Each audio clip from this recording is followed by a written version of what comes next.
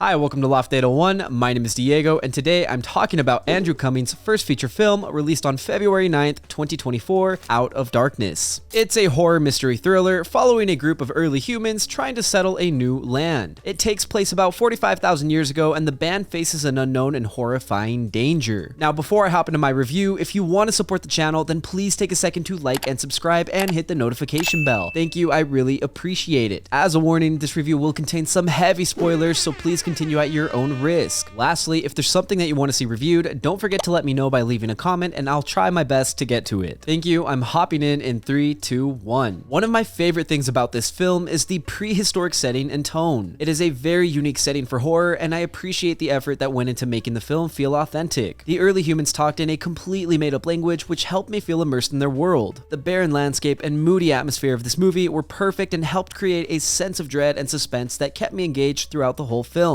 Enhancing things for me, I thought the soundtrack was amazing and anxiety-inducing. You know that feeling you get when you feel like someone is watching you? That's kind of the feeling the soundtrack gave me. My neck hairs were standing. Adding to the suspense were the monsters lurking in the shadows of the film. When night fell, I started to get anxious for the characters. They were cavemen, so at night, the only light they had was from their campfire. That unfortunately wasn't enough or useful. With creatures in the shadows, snatching them one by one, a campfire in the middle of the night didn't make much sense and hurt their survival chances. I was hoping the cavemen would realize this, but alas, they did not. With things becoming more bleak for the survivors, they start panicking and turning on each other, hoping sacrifices will appease the monsters. Unfortunately for the cavemen, the monsters are actually Neanderthals wearing disguises. The monster reveal was a bit of a letdown because it happened before the climax of the movie. The reveal was underwhelming because it effectively changed the tone of the movie for the worse. Rather than a predator human versus monster sort of vibe, the movie pivots into a human versus human vibe, and then sort of into a maybe we were the monsters all along sort of vibe. This shift in story and tone didn't work well because when the monsters were picking off the humans, they did so in the most brutal of ways. I am telling you, the cavemen were absolutely slaughtered to the point that you had no choice but to believe a monster killed them. So for me, the plot twist was a sour point. The only other slight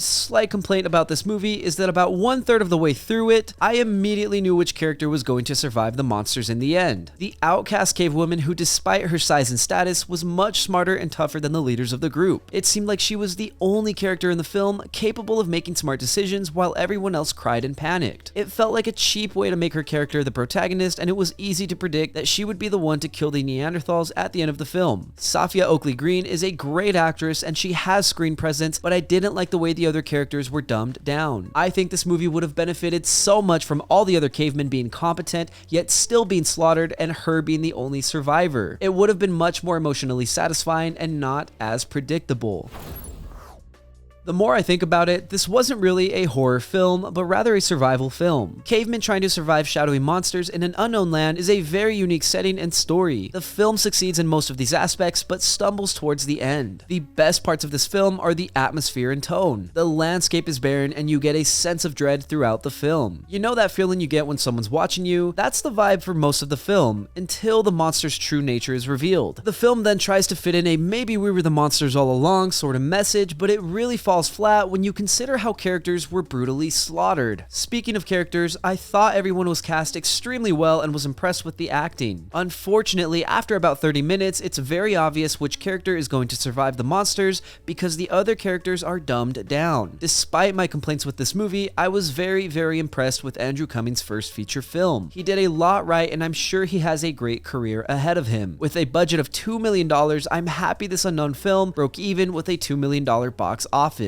If you're a fan of horror movies, more so survival movies, I would recommend watching Out of Darkness, especially for its unique prehistoric setting and eerie tone. Thank you for listening to my review of Out of Darkness. If you enjoyed the content and want to support the channel, then take a second to like and subscribe. If you did not enjoy the content, thank you for sticking around. I really appreciate it. As always, I would love to read what you have to say, so leave a comment down below and let me know what you're thinking. Also, if you want me to review something, don't forget to let me know and I will get to it when I can. Lastly, if you want to see some more from me, then you can check out my vlogs linked up above or my podcast, Good Friends. Again, thank you for watching. My name is Diego and I will see you next time.